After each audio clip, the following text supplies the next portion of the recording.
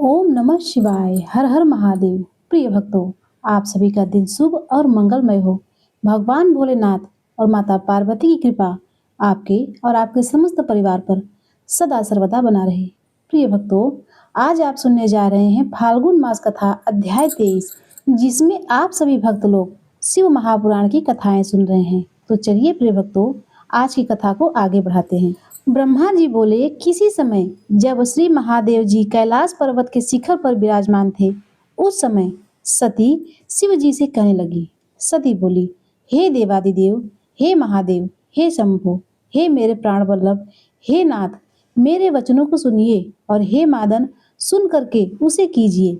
हे नाथ, यह परम कष्टदायक वर्षा काल आ गया है तथा अनेक वर्ण के मेघों के गरजने से आकाश तथा दिशाएं व्याप्त हो गई है।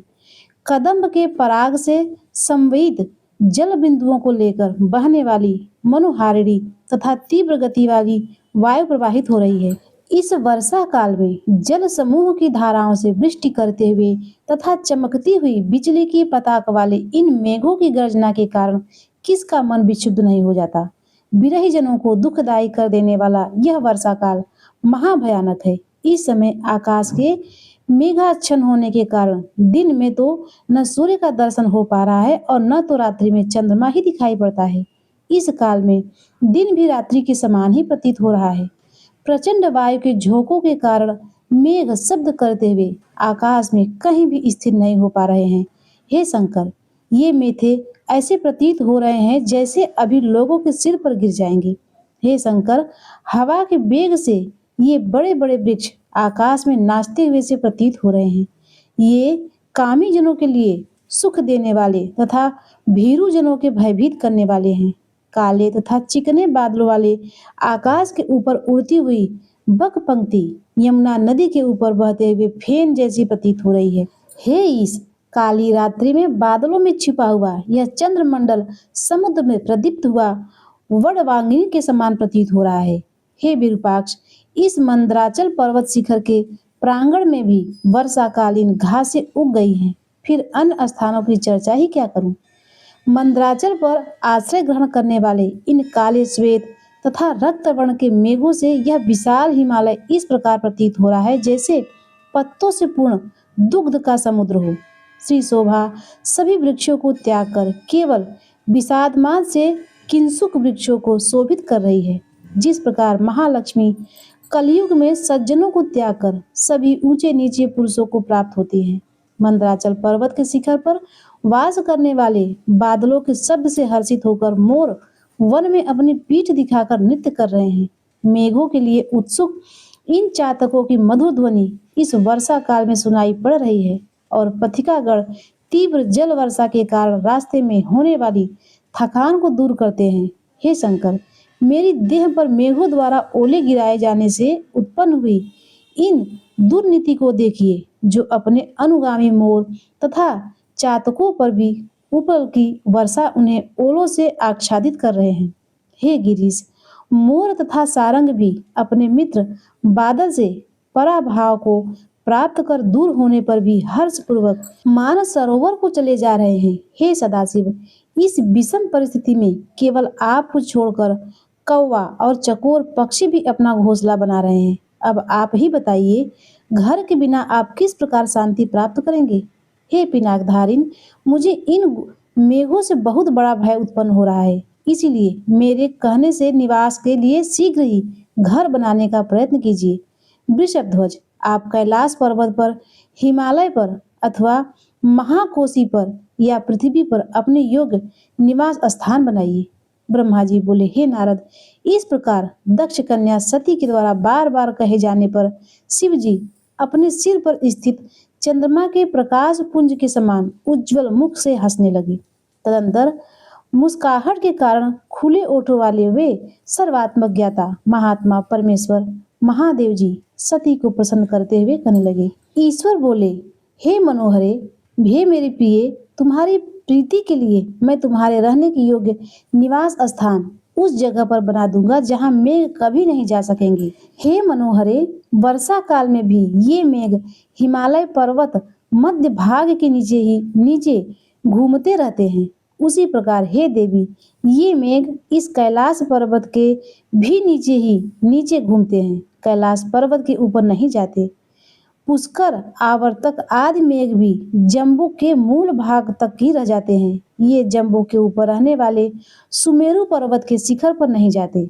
हे प्रिय, इन वर्णित पर्वतों में जिस पर्वत का तुम्हारी निवास करने की इच्छा हो, उस पर्वत को शीघ्र ही बताओ।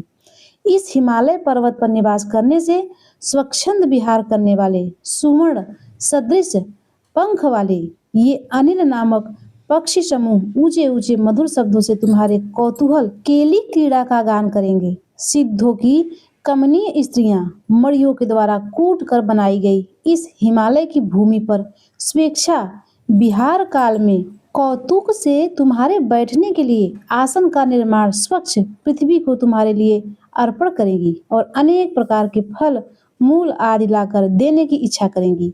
नाग कन्याएं, पर्वत कन्याएं एवं तुरंगी मुखी किन्नरियां, ये सभी मन को मोहने वाले अपने हाव भाव से सदैव तुम्हारी सहायता करेंगी। तुम्हारी इस अतुलनीय रूप तथा मनोहारी मुख को देखकर वहां की स्त्रियां अपने पति के लिए मनोहर लगने वाले शरीर, अपने रूप तथा गुणों को धिक्कार करेंगी तथा तुम्हारी ओर निरंतर देखती रहेंगी।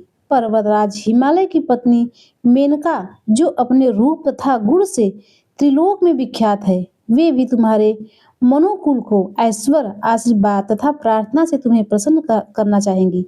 गिरिराज से वंदना के योग्य समस्त पुरजन तुम्हें प्रसन्न करने का सदा प्रयत्न करेंगे और यदि अत्यंत उदार रूपा तुमको कभी शोक हुआ तो वे लोग तुम्हें शिक्षा देंगे तथा अपने गुणों से प्रसन्न रखेंगे। हे प्रिय, कोकिलों के विचित्र मधुर आलापों से परिपूर्ण गुंजन समूहों से आवृत स्थान में जहाँ वसंत की उत्पत्ति का स्थान है, क्या तुम उस स्थान में जाना चाहती हो, जहाँ विविध प्रकार के अनेक तालाब, सैकड़ों कमरनियों से समृद्ध शीतल जल से परिपूर्ण है, जहाँ अश्व, हाथी तथा कौवों का निवास है। हे देवी, वहाँ सभी प्रकार की कामनाओं को प्रदान करने वाले कल्प संज्ञक वृक्षों से घिरे हुए सुंदर मनोहारी पुष्पों तथा हरे भरे नवीन पास के मैदानों की प्रफुल्लित नेत्रों से देखना। हे महामाया, इस प्रकार के उस हिमालय पर हिंसक जंतु की भी शांति पूर्वक निवास करते हैं। वह अनेक प्रकार के मृगगणों से युक्त हैं। वहां पर स्थित देवालयों में मुनियों तथा यतियों का निवास है। उस पर्वत के शिखर पर स्फटिक, सुवर्ण एवं चांदी से व्याप्त है। वह मानसादिक सरोवर से चारों ओर सुशोभित है। वह सुवर्ण से बने हुए रत्नों के दंड वाले अर्धखिले कमलों से व्याप्त है। शिशुमार एवं असंख्य कक्षप एवं मकरों से वह मानसरोवर परिव्याप्त है। वह मनोहर नील कमलों और उत्पल कमलों से शोभित है। हे देवेशी, वह कमल पुष्पों से गिरते हुए सुगंधित कुंकुमों से व्याप्त है। गंधों से संवादित स्वच्छ जल से वह मानसरोवर पूर्ण है। मानसरोवर का वह हरे भरे जैसे एवं नवीन घास वाले भूमि भाग से सुशोभित है। यहाँ के शाखटों के वृक्ष इस प्रकार प्रतीक हो रहे हैं जैसे अपनी शाखाओं को हिलाकर नृत्य कर रहे हों। अपनी इच्छा के अनुसार अनेक प्रकार के रूप धारण करने वाले देवताओं, सरसों एवं मत वाले चक्रों से मानसरोवर सुशोभित हो रहा है। परम आनंद को प्रदान करने वाले भौरों के मधुर शब्दों से गुंजित वह मानसरोवर महान उद्दीप्त करने वाला है। मेरु पर्वत के ऊंचे शिखर पर इंद्र, कुबेर, यम, वरुण, अग्नि, नृत्यति, वायु तथा ईशान की पुरियां हैं, जहाँ देवताओं का निवास स्थान है। रंभा, सची एवं मेनका आदि अप्सराओं से वह मेरु शिखर सुशोभित है। हे देवी, क्या तुम समस्त पर्वतों के राजा तथा पृथ्वी के सारभूत महारंभ सुमेरु पर्वत पर विहार करना चाहती हो? वहां निवास करने से सखियों एवं अप्सराओं सहित सची देवी तुम्हारी उचित सहायता करेंगी। अथवा तुम मेरे भूत कैलाश पर, जो पतिंद्र के नाम से विख्यात है, उस पर निवास करना चाहती हो, जहाँ पर कुबेर की अलकापुरी है, जहाँ गंगा की जलधारा बह रही है, जो स्वयं पूर्ण चंद्र के समान समुज्वल है, और जिस कैलाश की कंदराओं तथा शिखरों पर ब्रह्म कन्याएं मनोहर गान करती हैं। यह कैलाश अनेक प्रकार के मृग गणों के समूहों से युक्त सैकड़ों कमलों से परिपूर्ण एवं सुमेरु पर्वत की अपेक्षा समस्त गुणों से युक्त तथा सुंदर है। हे देवी, इन स्थानों में जहाँ कहीं भी तुम्हारी रहने की इच्छा हो, उस स्थान को शीघ्र मुझे बताओ। मैं वहां पर तुम्हारे निवास स्थान का निर्माण करूंगा। ब्रह्मा जी बोले। शंकर के इस प्रकार कहने पर सती देवी अपने निवास भूत स्थान का लक्षण इस प्रकार कहने लगी। सती बोली, हे देव, मैं आपके साथ इस पर्वतराज हिमालय पर ही निवास करना चाहती हूँ। आप इसी पर्वत पर निवास स्थान का निर्माण कीजिए। ब्रह्मा जी बोले। सती द्वारा इस प्रकार कहे जाने पर शंकर जी अत्यधिक मोहित हो गए और सती को साथ लेकर हिमालय पर्वत के ऊंचे शिखर पर चले गए। सिद्ध गंगाओं से युक्त, पक्षियों से सर्वथा अगम्य, अनेक छोटी छोटी बावलियों से युक्त, विचित्र कमलों से चित्रित और प्रातःकालीन सूर्य के समान सुशोभित उस शिखर पर शिव जी सती देवी के साथ चले गए। वह स्फटिक मणियों के समान समुज्ज्वल, हरे भरे वृक्षों से तथा घासों से परिपूर्ण, विचित्र पुष्पों वाली बावलियों से युक्त था। उस शिखर के वृक्षों की शाखाओं का अग्रभाग विकसित पुष्पों से सुशोभित था। भौरे गुंजर कर रहे थे। वह नील एवं अनेक वर्ण के कमलों से परिव्याप्त था। चक्रवाक, कदम्ब, हंस, सुक, सारस और नीली गर्दन वाले कौच पक्षियों से शब्दों से वह शिखर शब्दायमान हो रहा था। उस शिखर पर पुष्कोकित मनोहर शब्द कर रहे थे। वह अनेक प्रकार के गणों, किन्नरियों, सिद्धों, अप्सराओं तथा गुहा कोशों से सेवित था। विद्याधरियां, देवियां तथा किन्नरियां वहां विहार करती थी तथा पर्वतीय स्त्रियों एवं कन्याओं से वह युक्त था। वीणा, सितार, मृदंग एवं पठ के वाद्य यंत्र पर नृत्य एवं कौतुक करती हुई अप्सराओं के समूह से वह शिखर सुशोभित हो रहा था। देविकाओं, दीर्घिकाओं, खिले हुए तथा सुगंधित पुष्पों और निकुंजों से वह शोभायमान हो रहा था। इस प्रकार की शोभा से युक्त पर्वतराज हिमालय के शिखर पर शंकर जी सती देवी के साथ बहुत काल तक रमण करते रहे। महादेव जी उस स्वर्ग के समान दिव्य स्थान में सती के साथ देवताओं के वर्ष के गणना अनुसार 10,000 वर्ष तक प्रसन्नता पूर्वक विहार करते रहे। वे कभी उस स्थान को छोड़कर सती के साथ किसी दूसरे स्थान पर चले जाते थे और कभी देवी देवताओं से व्याप्त मेरु शिखर पर चले जाते थे। इस पृथ्वी के तल के अनेक प्रकार के द्वीपों, उद्यानों एवं वनों में जाकर पुनः वहां आकर सती के साथ रमण करने में लगते थे। शिव जी का मन यज्ञ, ब्रह्म तथा समाधि में नहीं लगता था। वे शंभु दिन रात मन से सती में ही प्रीति करते रहते थे। इसी प्रकार सती भी निरंतर महादेव जी के मुख का अवलोकन करती रहती थी और शिव जी भी सती के मुख को देखते रहते थे। इस प्रकार वे शिव तथा सती परस्पर के संयोग से स्नेह रूपी जल द्वारा अनुराग रूपी वृक्ष को सिंचित कर बढ़ाने लगे। ब्रह्मा जी बोले, हे मुने, इस प्रकार शंकर जी के साथ विहार करके वे सती काम से संतुष्ट हो गई और उनके मन में वैराग उत्पन्न होने लगा। एक दिन की बात है, देवी सती एकांत में भगवान शंकर से मिली और उन्हें भक्ति पूर्वक प्रणाम कर दोनों हाथ जोड़कर खड़ी हो गई। भगवान शंकर को प्रसन्न चित्त जानकर विनय भाव से दक्ष कुमारी सती कहने लगी। सती बोली, हे देवेश, हे महादेव, हे करुणा सागर, हे प्रभु, हे दीनोद्धार परायण, हे महायोगिन, मुझ पर कृपा कीजिए। आप परम पुरुष है, इस जगत के स्वामी है, रजोगुण तमोगुण एवं सतोगुण के परे हैं, निर्गुण है, सगुण भी हैं, सबके साक्षी हैं, निर्विकार हैं और महाप्रभु हैं। मैं धन्य हूँ जो आपकी कामिनी और आपके साथ सुंदर विहार करने वाली आपकी प्रिया हुई हूँ। हे स्वामिन, हे हर, आप अपनी भक्त वत्सला के कारण ही मेरे स्वामी हुए हैं। हे नाथ, मैंने आपके साथ बहुत दिनों तक विहार किया। हे महेशान, इसमें मैं संतुष्ट हो गई हूँ। अब मेरा मन उधर से हट गया है। हे देवेश, अब मैं परम तत्व का ज्ञान प्राप्त करना चाहती हूँ जो सुख प्रदान करने वाला है, तथा हे हर, जिसको जान लेने पर समस्त जीव संसार दुख से अनायासी उद्धार प्राप्त कर लेते हैं। हे नाथ, जिस कर्म का अनुष्ठान करके विषयी जीव भी परम पद को प्राप्त कर लेता है तथा पुनः संसार बंधन में नहीं पड़ता, उस परम तत्व को आप बताइए, मुझ पर कृपा कीजिए। ब्रह्मा जी बोले, हे मुने, इस प्रकार आदि शक्ति महेश्वरी सती ने केवल जीवों के उद्धार के लिए उत्तम भक्ति भाव से भगवान शंकर से इस प्रकार पूछा। तब इसे सुनकर स्वेच्छा से शरीर धारण करने वाले तथा योग के द्वारा भोग से विरक्त चित्त वाले स्वामी शिव जी अत्यंत प्रसन्न होकर सती से कहने लगे। शिव जी बोले, हे देवी, हे दक्ष नंदिनी, हे महेश्वरी, सुनो, मैं उस परम तत्व का वर्णन करता हूँ जिससे वासनाबद्ध जीव तत्काल मुक्त हो जाता है। हे सती, तो विज्ञान को परम तत्व जानो। विज्ञान वह है जिसके उदय होने पर मैं ब्रह्म हूँ ऐसा दृढ़ निश्चय ही हो जाता है।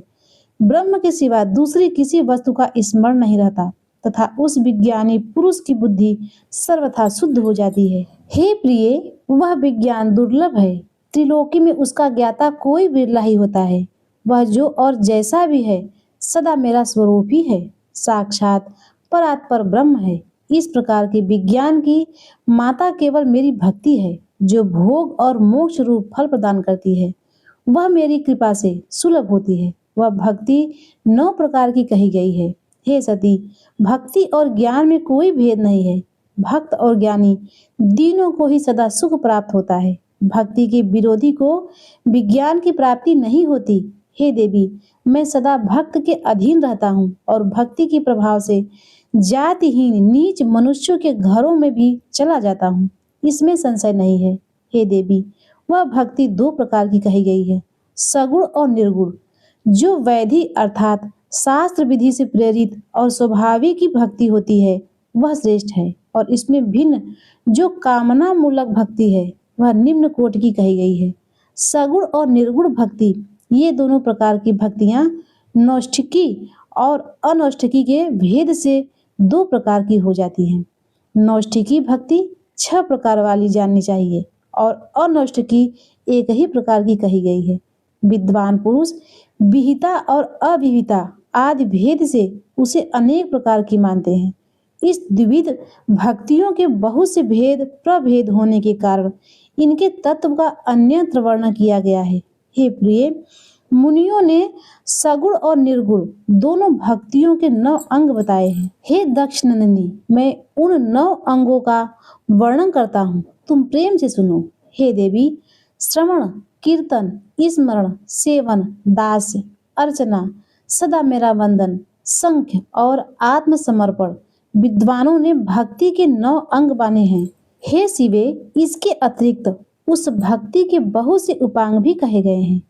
हे देवी, अब तुम मन लगाकर मेरी भक्ति के 9 अंगों पृथक पृथक लक्षण सुनो जो भोग तथा मोक्ष प्रदान करने वाले हैं। जो स्थिर आसन पर बैठकर तन मन आदि से मेरे कथा कीर्तन आदि का नित्य सम्मान करते हुए प्रसन्नता पूर्वक अपने श्रवण पुटों से उसका पान किया करते हैं, उसे श्रवण कहते हैं। जो हृदय आकाश के द्वारा मेरे दिव्य जन्म एवं कर्मों का चिंतन करता हुआ प्रेम से वाणी द्वारा उनका उच्च स्वर से उच्चारण करता है, उसके इस भजन साधन को कीर्तन कहा जाता है। हे देवी, मुझे नित्य महेश्वर को सदा और सर्वत्र व्यापक जानकर संसार में निरंतर निर्भय रहने को स्मरण कहा गया है। यह निर्गुण स्मरण भक्ति है।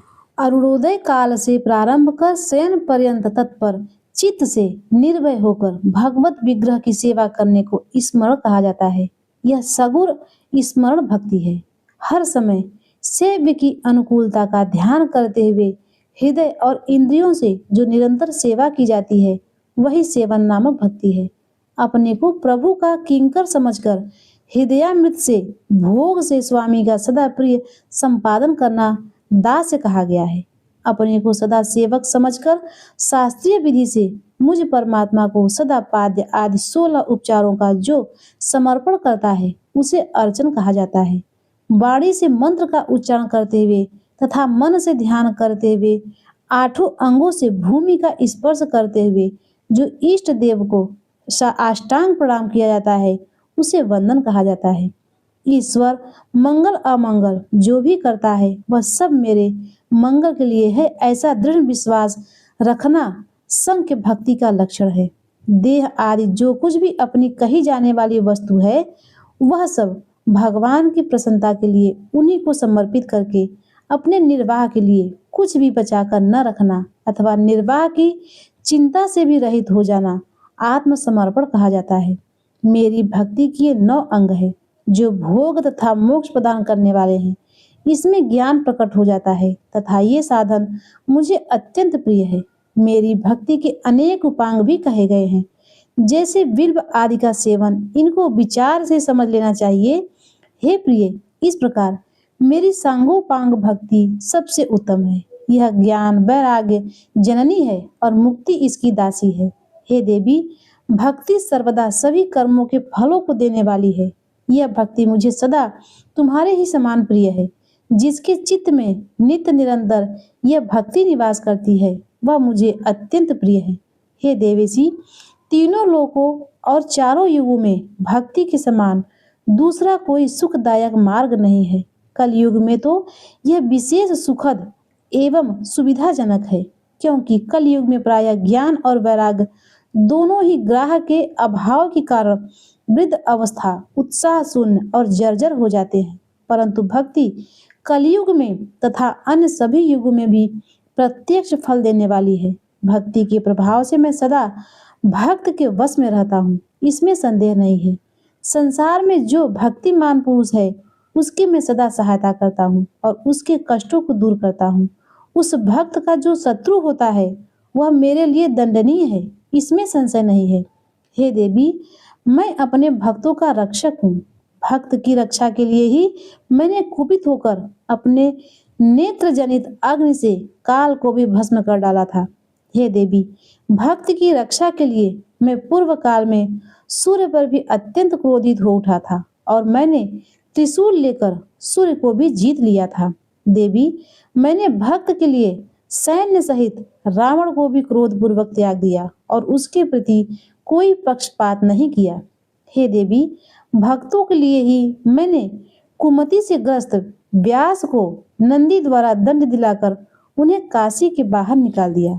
हे देवेशी, बहुत कहने से क्या लाभ। मैं सदा ही भक्त के अधीन रहता हूँ और भक्ति करने वाले पुरुष के अत्यंत वश में हो जाता हूँ, इसमें संदेह नहीं है। ब्रह्मा जी बोले, नारद, इस प्रकार भक्ति का महत्व सुनकर दक्ष कन्या सती को बड़ा हर्ष हुआ और उन्होंने अत्यंत प्रसन्नता पूर्वक भगवान शिव को मन ही मन प्रणाम किया। हे मुने, देवी सती पुनः भक्ति विषयक शास्त्र के विषय में बड़े आदर पूर्वक पूछा, जो लोक में सुखदायक तथा जीवों के उद्धार का साधन है। हे मुने, उन्होंने मंत्र शास्त्र, उनके महात्म तथा अन्य जीवोद्धारक धर्ममय साधनों के विषय में विशेष रूप से जानने की इच्छा प्रकट की। सती के इस प्रश्न को सुनकर शंकर जी के मन में बड़ी प्रसन्नता हुई। उन्होंने जीवों के उद्धार के लिए सब शास्त्रों का प्रेम पूर्वक वर्णन किया। महेश्वर ने 5 अंग सहित तंत्र शास्त्र, यंत्र शास्त्र तथा भिन्न भिन्न देवेशों की महिमा का वर्णन किया। हे मुनीश्वर, महेश्वर ने कृपा करके इतिहास कथा सहित उन देवताओं के भक्तों की महिमा, वर्णाश्रम धर्म, राजधर्म, पुत्र और स्त्री के धर्म की महिमा, कभी नष्ट न होने वाली वर्ण आश्रम, जीवों को सुख देने वाले वैद्य का शास्त्र एवं ज्योतिषा शास्त्र, उत्तम समुद्रिक शास्त्र तथा अन्य भी बहुत से शास्त्रों का तत्वतः वर्णन किया। इस प्रकार लोकोपकार करने के लिए सद्गुणा संपन्न, शरीर धारण करने वाले, तीनों लोकों को सुख देने वाले, सर्वज्ञ पर ब्रह्म स्वरूप शिव और सती के हिमालय पर्वत के कैलाश शिखर पर तथा अन्य स्थानों में अनेक प्रकार की लीलाएं की। नारद जी बोले, हे ब्राह्मण, हे विधे, हे प्रजानाथ, हे महाप्राज्ञ, हे कृपाकर, आपने भगवान शंकर तथा देवी सती के मंगलकारी यश का श्रवण कराया। अब इस समय पुनः प्रेम पूर्वक उनके उत्तम चरित्र का वर्णन कीजिए। उन दंपत्ति सिवा शिव ने वहां रहकर कौन कौन से चरित्र किए। ब्रह्मा जी बोले, हे मुने, आप मुझसे सती और शिव के चरित्र का प्रेम पूर्वक श्रवण कीजिए। वे दोनों दंपत्ति वहां लौकिक गति का आश्रय ले नित्य निरंतर क्रीड़ा करते थे। हे मुने, तदंतर महादेव जी सती को अपने पति शंकर का वियोग प्राप्त हुआ, ऐसा कुछ श्रेष्ठ बुद्धि वाले विद्वानों का कथन है।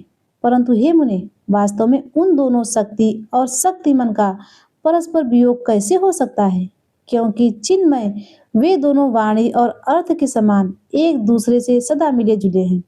फिर भी सर्वप्रथम सती एवं शिव लीला प्रिय होने के कारण लोक व्यवहार का अनुसरण करते हुए जो कुछ भी करते हैं वह सब समीचीन ही है। दक्ष कन्या सती ने जब देखा कि मेरे पति ने मुझे त्याग दिया है, तब वे अपने पिता दक्ष के यज्ञ में गई और वहां भगवान शंकर का अनादर देखकर उन्होंने अपना शरीर त्याग दिया। ये ही सती पुनः हिमालय के घर पार्वती के नाम से प्रकट हुई और कठोर तपस्या करके उन्होंने विवाह के द्वारा पुनः भगवान शिव को प्राप्त कर लिया। सूत जी बोले, हे महर्षियों, ब्रह्मा जी की इस बात को सुनकर नारद जी ब्रह्मा जी से शिवा और शिव के महान यश के विषय में इस प्रकार पूछने लगे। नारद जी बोले, हे विष्णु शिष्य, हे महाभाग, हे विधे, आप मुझे शिवा शिव के लोक आचरण से संबंध रखने वाले उनके चरित्र को विस्तार पूर्वक बताइए। हे तात, भगवान शंकर जी ने प्राणों से भी प्यारी अपनी धर्म पत्नी सती का किस लिए त्याग किया? यह घटना बड़ी विचित्र जान पड़ती है, अतः इसे आप अवश्य कहिए। आपके पुत्र दक्ष प्रजापति ने यह भगवान शंकर का अनादर क्यों किया और वहां अपने पिता के यज्ञ में जाकर सती ने अपने शरीर का त्याग क्यों किया? पुनः उसके बाद क्या हुआ? महेश्वर ने क्या किया? ये सब बातें मुझसे कहिए। मैं इस वृत्तांत को श्रद्धा युक्त होकर सुनना चाहता हूँ। ब्रह्मा जी बोले, मेरे पुत्रों में श्रेष्ठ, हे महाप्राज्ञ, हे तात, हे नारद, आप महर्षियों के साथ बड़े प्रेम से भगवान चंद्रमौलिक का चरित्र सुनिए। श्री विष्णु आदि देवताओं से सेवित पर ब्रह्म परमेश्वर को नमस्कार करके मैं उनके महान अद्भुत चरित्र का वर्णन करता हूँ। हे मुने, यह सब शिव जी की लीला है। वे प्रभु अनेक प्रकार की लीला करने वाले स्वतंत्र और निर्विकार है। देवी सती भी वैसे ही हैं। हे मुने, अन्यथा वैसा कर्म करने में कौन समर्थ हो सकता है? परमेश्वर शिव ही पर ब्रह्म परमात्मा है, जिनका भजन सदा श्रीपति विष्णु, मैं ब्रह्मा, समस्त देवतागण, महात्मा, मुनि, सिद्ध तथा सनकादि सदैव करते रहते हैं। शेष जी प्रसन्नता पूर्वक जिनके यश का निरंतर गान करते रहते हैं, किंतु कभी भी उनका पार नहीं पाते। वे ही शंकर सबके प्रभु तथा ईश्वर हैं। यह सब तत्व विभ्रम उन्हीं की लीला से हो रहा है। इसमें किसी का दोष नहीं है, क्योंकि वे सर्वव्यापी ही प्रेरक हैं। एक समय की बात है, तीनों लोकों में विचरण करने वाले लीला विशारद भगवान रुद्र सती के साथ वृषभ पर आरूढ़ हो पृथ्वी पर भ्रमण कर रहे थे। सागर और आकाश में घूमते घूमते दंडकारण्य में जाकर सत्य प्रतिज्ञा वाले वे प्रभु सती को वहां ही शोभा दिखाने लगे। वहां उन्होंने लक्ष्मण सहित श्री राम को देखा, जो रावण द्वारा बलपूर्वक हरी गई अपनी प्रिया पत्नी सीता की खोज कर रहे थे। वे हाय सीता इस प्रकार उच्च स्वर से पुकार रहे थे, जहां तहां देख रहे थे और बार बार रो रहे थे। उनके मन में विरह का आवेश छाया गया था। वे उनकी प्राप्ति की इच्छा कर रहे थे, मन में उनकी दशा का विचार कर रहे थे, वृक्ष आदि से उनके विषय में पूछ रहे थे। उनकी बुद्धि नष्ट हो गई थी। वे लज्जा से रहित हो गए थे और शोक से विह्वल थे। वे सूर्य वंश में उत्पन्न वीर भूपाल दशरथ नंदन भरताग्रस्त थे। आनंद रहित होने के कारण उनकी कांति फीकी पड़ गई थी।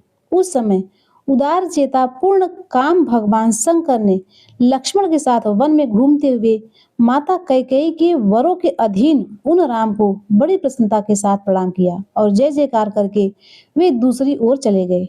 उन भक्त वत्सल शंकर ने उस वन में श्री राम को पुनः दर्शन नहीं दिया। मोह में डालने वाले भगवान शिव की ऐसी लीला को देखकर सती को बड़ा आश्चर्य हुआ। वे उनकी माया से मोहित हो उनसे इस प्रकार कहने लगी। सती बोली, हे देवेश, हे परब्रह्म, ये सर्वेश, हे परमेश्वर, ब्रह्मा विष्णु आदि सब देवता आपकी ही सेवा सदा करते रहते हैं। आप ही सबके द्वारा प्रणाम करने योग्य हैं। सबको आपका ही सर्वदा सेवन और ध्यान करना चाहिए। वेद शास्त्र के द्वारा यत्न पूर्वक जानने योग्य निर्विकार तथा परम प्रभु आप ही हैं। हे नाथ, ये दोनों पुरुष कौन हैं? इनकी आकृति विरह व्यथा से व्याकुल दिखाई पड़ रही है। ये दोनों धनुर्धर वीर वन में विचरण करते हुए दुख के भागी और दीन हो रहे हैं। उन दोनों में नील कमल के समान ज्येष्ठ पुरुषों को देखकर किस कारण से आप आनंद विभोर हो उठे और भक्ति की भांति अत्यंत प्रसन्नचित हो गए। हे स्वामिन, हे शंकर, आप मेरे संशय को दूर कीजिए। हे प्रभु सेव्य स्वामी, अपने सेवकों को प्रणाम करे, यह उचित नहीं जान पड़ता। ब्रह्मा जी बोले, हे नारद, कल्याणमय परमेश्वरी आदि शक्ति सती देवी ने शिव की माया से वशीभूत होकर जब भगवान शिव से इस प्रकार पूछा, तब सती की यह बात सुनकर लीला करने वाले प्रवीण परमेश्वर शंकर जी ने हंसते हुए सती से कहने लगे। परमेश्वर बोले, हे देवी सती सुनो, मैं प्रसन्नता पूर्वक सत्य बात कह रहा हूँ, इसमें किसी प्रकार का छल नहीं है। वरदान के प्रभाव से ही मैंने इन्हें आदर पूर्वक प्रणाम किया है। हे देवी, ये दोनों भाई वीरों उद्धार सम्मानित है। इनके नाम श्री राम और लक्ष्मण हैं। ये सूर्य वंश में उत्पन्न हुए हैं, परम बुद्धिमान है और राजा दशरथ के पुत्र हैं। इनमें जो गौरव वर्ण के छोटे भाई हैं, वे शेष के अंश हैं, उनका नाम लक्ष्मण है। इनमें ज्येष्ठ भाई का नाम श्री राम है। ये भगवान विष्णु के पूर्ण अंश तथा उपद्रव रहित हैं। वे साधु पुरुषों की रक्षा और हम लोगों के कल्याण के लिए इस पृथ्वी पर अवतरित हुए हैं। इतना कहकर सृष्टि करने वाले भगवान शंभु चुप हो गए। इस प्रकार शिव का वचन सुनकर भी उनके मन को विश्वास नहीं हुआ, क्योंकि शिव की माया बलवती है, वही तीनों लोगों को मोहित किया करती रहती है। सती के मन में मेरी बात पर विश्वास नहीं हुआ, ऐसा जानकर लीला विशारद सनातन प्रभु शंभु यह वचन कहने लगे। शिव जी बोले, हे देवी, मेरी बात सुनो। यदि तुम्हारे मन को मेरे कथन पर विश्वास नहीं होता है तो तुम वहां जाकर अपनी ही बुद्धि से श्री राम की परीक्षा स्वयं लो। हे सती, हे प्रिय, जिस प्रकार तुम्हारा भ्रम दूर हो वैसा ही तुम करो। तुम वहां जाकर परीक्षा करो, तब तक मैं इस वट वृक्ष के नीचे बैठा हूँ। ब्रह्मा जी बोले, हे नारद, भगवान शिव की आज्ञा से ईश्वरी सती वहां जाकर सोचने लगी कि मैं वनचारी राम की कैसी परीक्षा करूं। मैं सीता का रूप धारण करके राम के पास चलूं। यदि राम साक्षात विष्णु हैं तो सब कुछ जान लेंगे, अन्यथा वे मुझे नहीं पहचानेंगे। इस प्रकार विचार करके मोह में पड़ी हुई वे सती सीता का रूप धारण कर श्री राम के पास उनकी परीक्षा लेने के लिए गई।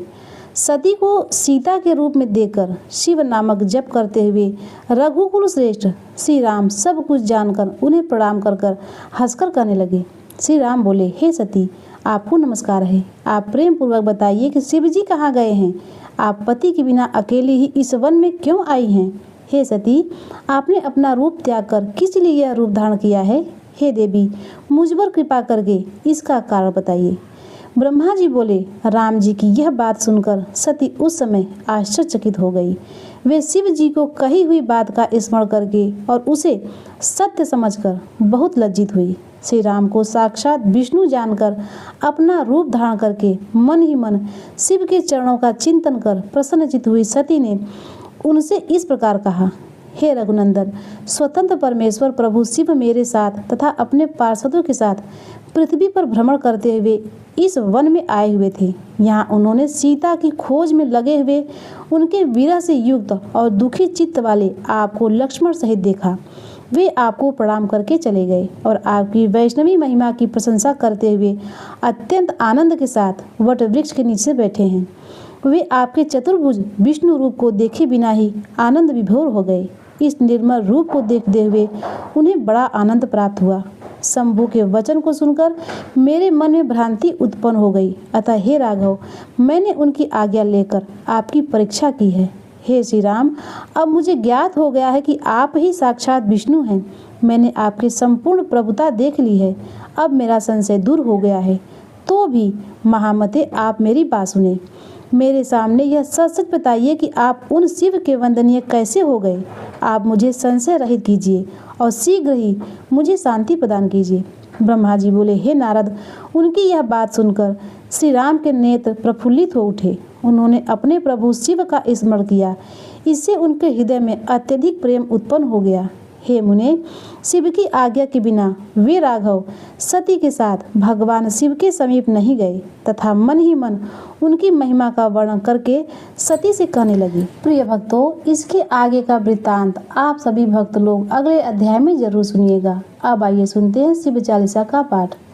जय गणेश गिरिजा सुमन मंगल मूल सुजान, कहत अयोध्या दास तुम देव अभय वरदान। जय गिरिजापति दीन दयाला, सदा करत संतन प्रतिपाला। भाल चंद्रमा सोहत निके, कानन कुंडल नाग फनिके।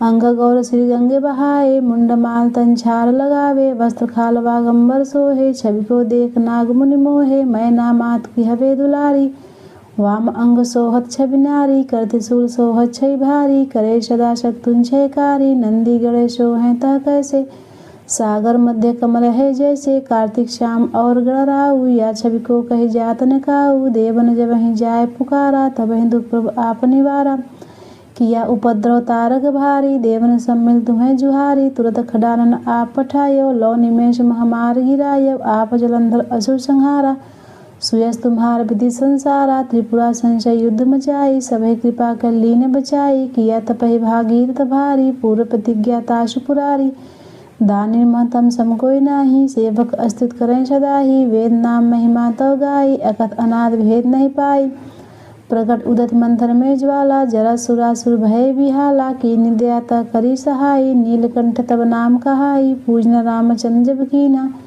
जीत कलंका विषण दीन्हा, सहस कमल में हो रहे धारी, कीनी परीक्षा तबे पुरारी, एक कमल प्रभु राखे गोई, कमल नयन पूजें छ सोई, कठिन भक्ति देखी प्रभु शंकर, भय प्रसन्न दिए इच्छित वर, जय जय जय अनंत अविनाशी, करत कृपा सबके घटवासी, दुष्ट सकल नित मोहि शतावे, भ्रमत रहो मोहि चैन न आयो, त्राहि त्राहि मैं नाथ पुकारो, यही अवसर मैं आन उबारो, लय त्रिशूल शत्रुओं को मारो, संकट से मैं आन उबारो, मात पिता भ्राता सब कोई, संकट में पूछे न कोई, स्वामी एक है आज तुम्हारी, आई हरो अब संकट भारी, धन्य धन को दे सदा ही, जो कोई जाचे सो फल पावे, अस्तुत के मित करो तुम्हारी, क्षमो नाथ अब चूक हमारी, शंकर हो संकट के नाशक, मंगल कारक विघ्न विनाशक, योगी ये तुम ध्यान लगावे, सारन नारद शीश नमावे, नमो नमो जय नमो शिवाय, सुर ब्रह्मादिक पार न पावे, जो यह पाठ करे मन लाई, तापर होते शंभु सहाय, ऋणिया जो कोई हो अधिकारी, पाठ करे सो पावनहारी, पुत्रहीन इच्छा कर जोई, निश्चय शिव प्रसाद ते होई, पंडित त्रयोदशी को लावे, ध्यान पूर्वक होम करावे, त्रयोदशी व्रत करे हमेशा, तन्ने ताके रहे कलेशा, धूप दीप नैवेद्य चढ़ावे, शंकर सम्मुख पाठ सुनावे, जन जन के पाप नशावे, अंतवा शिवपुर में पावे, कहे अयोध्या दास तुम्हारी, जान सकल दुख हरौ हमारी, नित्य नेम कर प्राति ही पाठी गौरा चालीसा, तुम मेरी मनोकामना पूर्ण करो जगदीश, मग 67 है मंत्रित संवत 64 जान, अस्तु 40 शिव ही पूर्ण की निकल्याण। प्रिय भक्तों, अब आइए सुनते हैं शिव जी की आरती का पाठ। ओम जय शिव ओमकारा, हरि जय शिव ओमकारा, ब्रह्मा विष्णु सदा शिव अर्धांगी धारा, एकानन चतुरानन पंचानन राजे, हंसानन गरुड़ासन वृषवाहन साजे, दो भुज चार चतुर्भुज 10 भुज अति सोहे, तीनों रूप निरखिता त्रिभुवन जन मोहे, अक्षमाला वनमाला मुंडमाला धारी, चंदन मृग मद सोहे भोले शशिधारी, श्वेतांबर पीतांबर वागंबर अंगे, सनकादिक प्रभुतादिक भूतादिक संगे, कर में मध्य कमंडल चक्र त्रिशूल धरता, जन करता जग भरता, जग संहार करता, ब्रह्मा विष्णु सदा शिव जानत अविवेका, स्वर्णाक्षर में शोभित ये तीनों एका, त्रिगुण स्वामी जी की आरती जो कोई नर गावे, कहत शिवानंद स्वामी सुख संपत्ति पावे, जय शिव ओमकारा, हरि जय शिव ओमकारा। प्रिय भक्तों, एक बार प्रेम से बोलिए नमः पार्वती पतये हर हर महादेव।